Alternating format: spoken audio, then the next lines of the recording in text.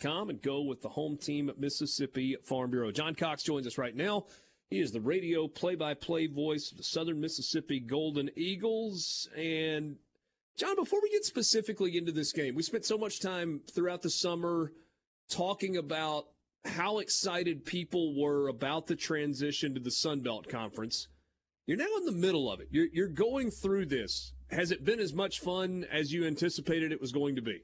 Oh, I think it's been more fun, Richard. It's been really exciting, particularly the other night, that Thursday night ball game at the Rock, ESPN2, and two pretty good teams, and the Golden Eagles able to knock off Louisiana. I think everything about the Sun Belt has been positive and been a lot of fun. I mean, there was last Thursday before that ball game, driving around town, wherever you stopped, to get a hot chocolate or something in the morning, or get you a biscuit to bring to the office, whatever it might be. Everybody wanted to talk about Golden Eagle football, and I think that's a lot of the credit goes to Will Hall. He's done an amazing job of kind of igniting the Golden Eagle fan base again, like it hadn't been in a few years. And so, yeah, it's a lot of fun. That was a great Thursday night to kind of showcase the Golden Eagles in Hattiesburg and Southern Miss. So it's a lot of fun, but I think it's a little more exciting maybe than people even imagined it might be.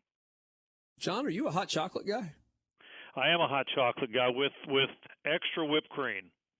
A hot chocolate guy with extra whipped cream. All right, so a little bit of a sweet fix in the morning. I try to make it when I make it at home, I try to make it like my mom did way back in the days on those cold mornings in Middletown, Ohio, before I had to walk 2 blocks to Wildwood Elementary School. There you go. That'll keep you warm on the way to school. All right, so was that did that start out as a wintertime only thing and somewhere along the way became year-round? Well, I came to Hattiesburg, and there wasn't quite as much winter as there used to be in Middletown, Ohio. That's a good point. So you had to have it sometimes in March and April and September and October. All right, John, so let's go back to last Thursday night. 39-24 was the final. It was there was a little more offense from Southern Miss. I mean, the numbers don't blow you away when you just look at the box score. But this is a team that largely has been winning with defense. Did we see a little progression on the offensive side, do you think, last week? Oh, there's no question about it. I think a lot of it goes to some of the young guys that are starting to play.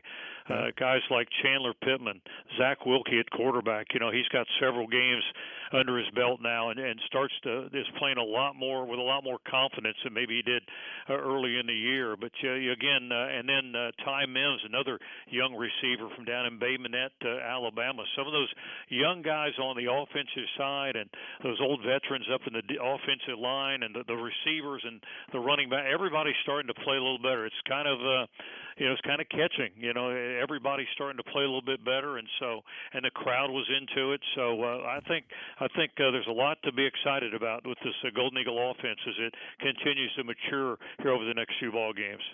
All right, so I mentioned the defense a second ago, and to me, it's really incredible that Southern Miss is having as much success defensively as they are, considering that they're missing, two of the maybe most important pieces that you thought they were going to be going into the season at linebacker? Oh, yeah, well, you got Swayze Bozeman and Hayes Maples who, gosh, I don't know how many combined games they've played in their careers. I know Swayze is in his 4th year after playing 2 years at Co-Lin, and I think Hayes Maples was going to enter his 5th or 6th year this year. But I tell you what, it really has gotten better. We got 3 guys really playing at linebacker right now: Santrell Latham, TQ Newsom, and Dalen Gill are the 3 guys that really are holding down those linebacker spots. But the key so far, I think, on defense has been up there in that defensive front. There's about 5 or 6 guys who have joined the team this year that really have played at a high level, and so they've made it awfully difficult for the opposing team to maybe run the football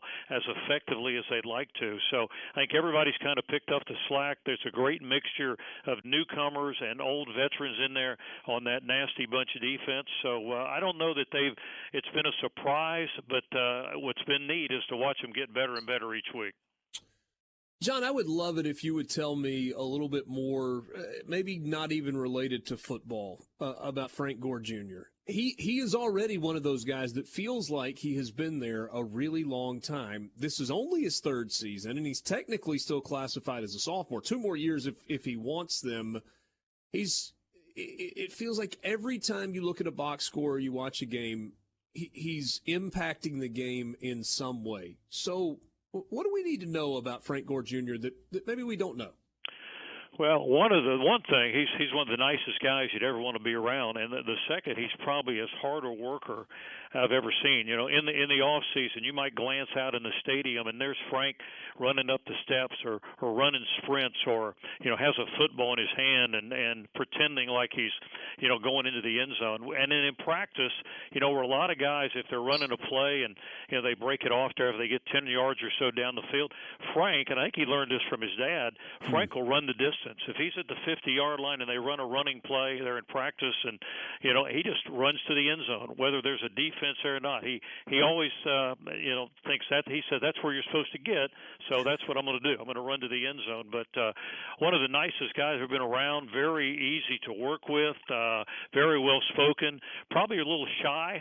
You don't expect that to be out of your top running back, but there's probably a little bit of a shy Frank Gore that pops out every once in a while. But hard worker, loves to play the game of football, great team player, great teammate. His teammates love him. So he's just a guy that is maybe not like you would expect him to be, but a guy that does something every day, I think, to try to get better and better and help to find a way to help the Golden Eagles win. So Georgia State is the opponent this week. They come in 3-5. They've got a win over Army, a win over Georgia Southern, and a win over Old Dominion. This is such a big game. This is the game that gives Southern Miss, if they win, bowl eligibility. So when you look at this matchup, what are you looking at? What stands out for you? I just think they're one of those teams at Georgia State. I think at 3-5, but 2-2 in the Sun Belt. I think they're probably a little bit better than maybe people give them credit for. They opened the season at South Carolina, then played North Carolina. They played Army.